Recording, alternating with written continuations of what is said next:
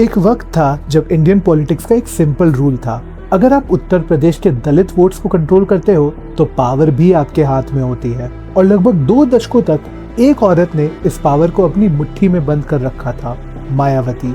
लेकिन फिर 2024 में बहुजन समाज पार्टी, वो पॉलिटिकल मशीन जिसे मायावती ने 40 साल तक बनाया, संभाला और चलाया, जनरल इलेक्शन में 0 सीट्स जीतती है। कम नहीं हुई, कमजोर नहीं हुई, सीधा 0।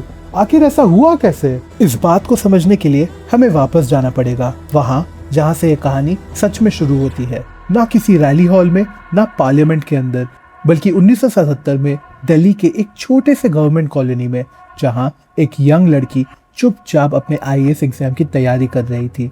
उनका नाम था कुमारी मायावती दास, जिनका जन्म 15 जनवरी 1956 को न्यू दिल्ली में हुआ। उनके पिता पोस्ट ऑफिस में काम करते थे और एक ऐसे देश में जहां अक्सर आपका फ्यूचर आपके बर्थ से डिसाइड हो जाता है, ये कोई पावरफुल बिगिनिंग नहीं थी। उनके घर में लड़कों को प्राइवेट स्कूल भेजा गया, लेकिन लड़कियों को कमजोर गवर्नमेंट स्कूल्स में। फिर भी मायावती ने पढ़ना नहीं छोड़ा, वो रुकी नहीं। 1975 तक उन्होंने दिल्ली यूनिवर्सिटी से BA कर लिया था।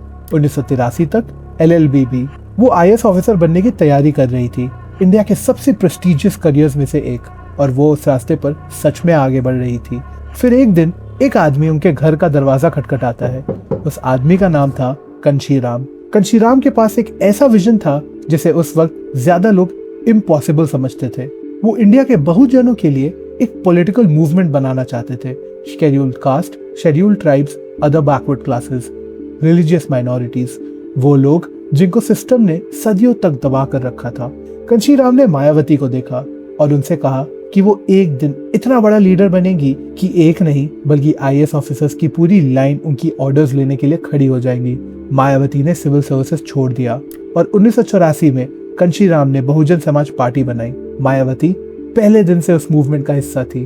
उन्होंने अपने पहले 3 इलेक्शंस हारे, लेकिन वो रुकी नहीं, क्योंकि 1989 में वो जीती। बिजनौर से पार्लियामेंट पहुंची 1,83,000 से ज्यादा वोट्स के साथ। लेकिन ये तो सिर्फ शुरुआत थी। उत्तर प्रदेश में 20 करोड़ से भी ज्यादा लोग रहते हैं और लोकसभा में 80 MPs भेजते हैं, किसी भी स्टेट से ज्यादा। इसलिए जो उत्तर प्रदेश को कंट्रोल करता है वो दिल्ली की सरकार को शेप करता है। 1993 में कंशीराम ने एक अनलाइकली अलायंस बनाया समाजवादी पार्टी के साथ, वो पार्टी जिसका कोर बेस यादव कम्युनिटी थी और जिसका चेहरा मुलायम सिंह यादव थे। और इसी कोalition के सहारे 1995 में मायावती पहली बार उत्तर प्रदेश की चीफ मिनिस्टर बनी। वो इंडिया के इतिहास की पहली female schedule caste chief minister थी।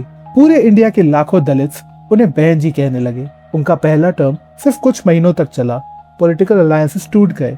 फिर वो 1997 में वापस आई, लेकिन फिर से सिर्फ थोड़े वक्त के लिए। फिर 2002 से 2003 तक हर बार वो पावर में आई, लेकिन हर बार किसी न किसी आउटसाइड सपोर्ट पर डिपेंडेंट रही। मगर वो सीख रही थी, देख रही थी और कुछ बना रही थी, क्योंकि 2007 में उन्होंने अपने पॉलिटिकल करियर का सबसे डेयरिंग मूव किया। BSP हमेशा से एक दलित पार्टी थी, वही उसकी आइडेंटिटी थी, वही उसकी स्ट्रेंथ थी और वही उसकी लिमिटेशन भी थी, क्योंकि उत्तर प्रदेश जैसे स्टेट में मेजॉरिटी जीतने के लिए सिर्फ एक कम्युनिटी का सपोर्ट काफी नहीं था। इसलिए मायावती ने कुछ ऐसा किया जिसने ऑब्जर्वर्स को शॉक कर दिया और ओपोनेंट्स को कंफ्यूज। उन्होंने ब्राह्मण्स को टारगेट किया, दलित को छोड़कर नहीं, बल्कि एक अनलाइकली कोalition बनाकर। कैंपेन का स्लोगन सब कुछ कह देता था, हाथी नहीं गणेश है, ब्रह्मा विष्णु महेश है।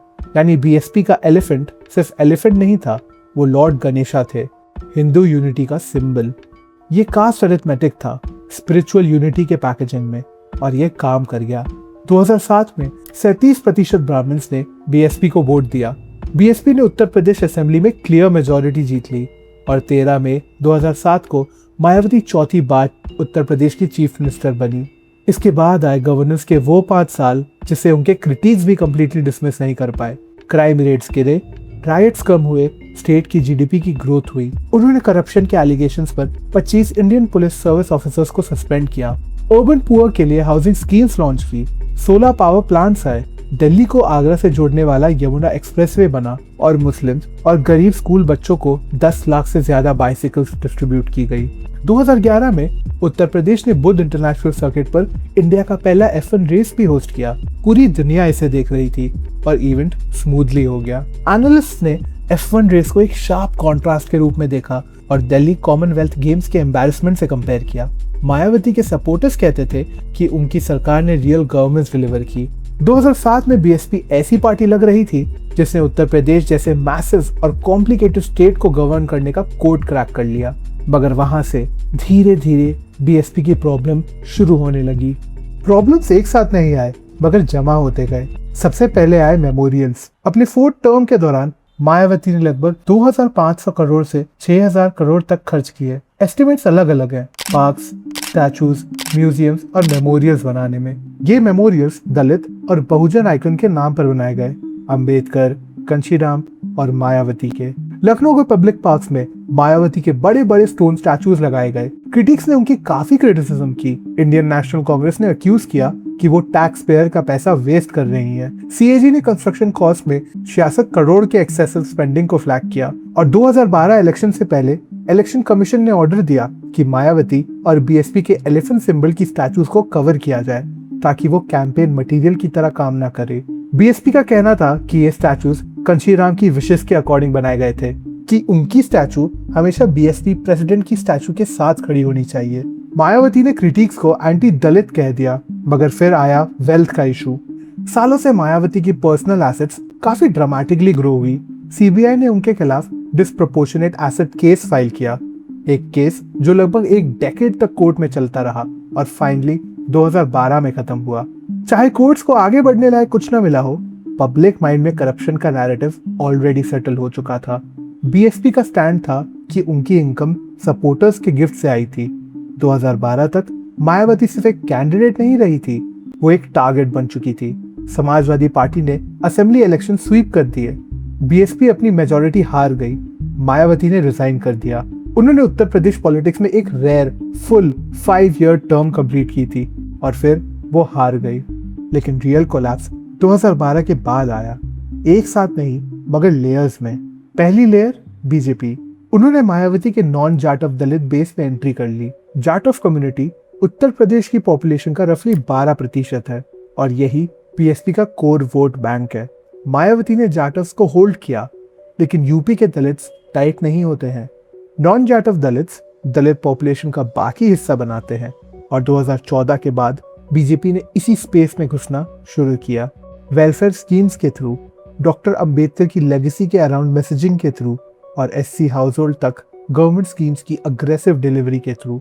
बीजेपी को सारे दलित वोट्स जीतने की जरूरत नहीं थी, उन्हें बस स्प्लिट करना था। 2024 में 29% नॉन जाटव दलित्स ने एनडीए को वोट दिया, बीएसपी को सिर्फ 15% मिला। यही तरीका होता है एक पार्टी को डायरेक्टली अटैक किए बिना अंदर से हॉलो करने का। दूसरी लेयर मुस्लिम्स थे, जिन्होंने बीएसपी को बेस्ट एंटी बीजेपी व्हीकल समझना बंद कर दिया।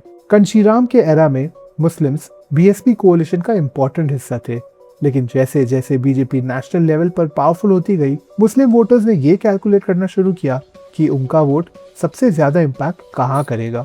और आंसर धीरे धीरे बीएसपी नहीं रहा, आंसर एसपी कांग्रेस बन गया। वो पार्टीज जो डायरेक्ट कॉन्टेस्ट में बीजेपी को हराने की ज्यादा कैपेसिटी रखती है। बीएसपी अब विनर नहीं स्पॉइलर लगने लगी और इंडियन इलेक्टोरल लॉजिक में एक लूजर को वोट देना एक कॉस्ट है जो मुस्लिम वोटर्स कम से कम पे करना चाहते थे। तीसरी लेयर ओबीसी वोट्स का स्कैटर होना था। कंशीराम के ओरिजिनल आर्किटेक्चर में ओबीसीज भी शामिल थे, स्पेशली नॉन यादव ओबीसीज, लेकिन कंशीराम के ऑर्गेनाइजेशनल जीनियस और ग्राउंड लेवल रीच के बिना बीएसपी का इन कम्युनिटीज पर hold decade by decade weak होता गया और ये स्पेस खाली नहीं रहा। बीजेपी ने अग्रेसिव ओबीसी आउटरीच के थ्रू इन वोटर्स को अब्सॉर्ब करना शुरू किया। बाकी रीजनल पार्टीज ने भी अपना हिस्सा ले लिया। और चौथी लेयर एसपी की पीडीए स्ट्रैटेजी थी, जिन्होंने बीएसपी की पॉलिटिकल वोकैबुलरी पर डायरेक्ट इन्वेजन कर दिया और 2024 में सबसे ज्यादा स्ट्रक्चरल डैमेज यहीं से हुआ। अखिलेश यादव का पीडीए पिछड़े, दलित, अल्पसंख्यक, ये लगभग वही सोशल कोalition है जिसे रिप्रेजेंट करने के लिए बीएसपी बनी थी। एसपी ने बीएसपी की फाउंडिंग आइडिया को उठाया, उसे नए लैंग्वेज में ड्रेस किया, 2024 के एंटी एनडीए मूड की क्रेडिबिलिटी ऐड की और वोटर्स के सामने उसे एक फ्रेश ऑल्टरनेटिव की तरह प्रेजेंट किया। 2024 में एसपी कांग्रेस अलायंस ने 56% नॉन जाटव दलित वोट्स कैप्चर किए। अखिलेश यादव ने सिर्फ मायावती को हराया नहीं, उन्होंने उनका आर्गुमेंट चुरा लिया। और पांचवी लेयर एक यंगर दलित ऑल्टरनेटिव इमर्ज हुआ और अब सीन में चंद्रशेखर आजाद भी हैं, आजाद समाज पार्टी के फाउंडर। आजाद को बीएसपी को डैमेज करने के लिए उत्तर प्रदेश जीतना जरूरी नहीं है, उन्हें बस दलित वोटर्स की नेक्स्ट जनरेशन का इनफ हिस्सा लेना है ताकि मायावती वो बेस कंसोलिडेट ही ना कर पाए जिसके बिना बीएसपी सर्वाइव नहीं कर सकती। और उत्तर प्रदेश जैसे मैसिव स्टेट में कुछ परसेंटेज पॉइंट्स ही रेलेवेंस और जीरो के बीच का डिफरेंस होते हैं। वोट शेयर का कोलैप्स सिर्फ बाहर नहीं दिख रहा था, उसका मिरर पार्टी के अंदर भी था। 2012 के बाद बीएसपी पावर से बाहर हो गई और पावर से बाहर होने का मतलब था इंडियन पॉलिटिक्स में अपने सपोर्टर्स के लिए डिलीवर ना कर पाना। जॉब्स, कॉन्ट्रैक्ट, एक्सेस, प्रोटेक्शन, ये सिर्फ गवर्नेंस नहीं मगर कोalition को लॉयल रखने का सिस्टम होता है। जो पार्टी जीत नहीं सकती वो डिलीवर नहीं कर सकती और उसके वर्कर्स, कैंडिडेट्स और डोनर्स धीरे धीरे उन पार्टीज की तरफ चले जाते हैं जो डिलीवर कर सकती हैं। सक्सेसिव इलेक्शन साइकिल्स में रिपोर्ट्स आने लगी कि बीएसपी की ऑर्गेनाइजेशनल मशीनरी थिन हो रही है, कैंडिडेट्स को कैंपेन रेस करने में स्ट्रगल हो रहा है, पार्टी वर्कर्स राइवल्स की तरफ ड्रिफ्ट कर रहे हैं। बीएसपी हमेशा से फेमसली सेंट्रलाइज पार्टी रही थी, हर बड़ा डिसीजन मायावती के थ्रू जाता था, लेकिन जब वही सेंट्रल अथॉरिटी रिजल्ट्स डिलीवर नहीं कर पाई तो वही स्ट्रेंथ वीकनेस बन गई और दिसंबर 2023 में मायावती ने कुछ ऐसा किया जिसे ये सिग्नल मिला कि उन्हें भी सक्सेशन का सवाल अर्जेंट लगने लगा। उन्होंने अपने भतीजे आकाश आनंद को अपना पॉलिटिकल एयर नाम दिया, एक डायनेस्टी मूव। एक ऐसी पार्टी में जो ओरिजिनली डायनेस्टिक प्रिविलेज को खत्म करने के आइडिया पर बनी थी। क्या ये आयरनी थी या प्रैग्मैटिज्म, आपके व्यू पॉइंट पर डिपेंड करता है। 2027 के यूपी इलेक्शंस अब पास आ रहे हैं और मायावती अभी खत्म नहीं हुई है। अक्टूबर 2025 में उन्होंने लखनऊ में कंशीराम की 19वीं डेथ एनिवर्सरी मार्क करने के लिए एक बड़ी रैली ऑर्गेनाइज की। हजारों लोग आए और उस स्टेज से मायावती ने जो कहा वो मैक्सिमम पॉलिटिकल नॉइस क्रिएट करने के लिए केयरफुली कैलकुलेटेड था। उन्होंने बीजेपी गवर्नमेंट की तारीफ की और योगी आदित्यनाथ की एडमिनिस्ट्रेशन को थैंक किया। फिर मायावती ने तुरंत समाजवादी पार्टी पर अटैक किया। उन्होंने एसपी पर एक्यूज किया कि उन्होंने दलित मेमोरियल्स का डिसरिस्पेक्ट किया है और बहुजन समाज की कभी जेन्युइनली परवाह की ही नहीं। और जब लोग उन्हें बीजेपी की बी टीम कहने लगे तो मायावती ने उस एक्यूजेशन को अग्रेसिवली डिनाई भी नहीं किया।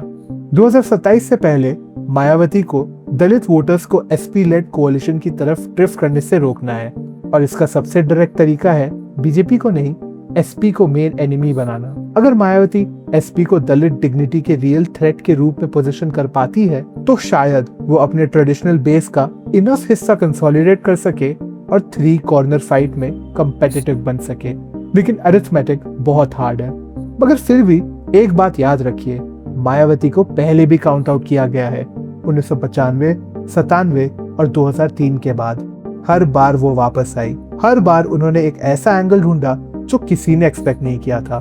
डेमोक्रेसी के मिरेकल ने मायावती को बनाया था, लेकिन 2027 में हमें पता चलेगा क्या मायावती के पास एक और मिरेकल बचा है या नहीं।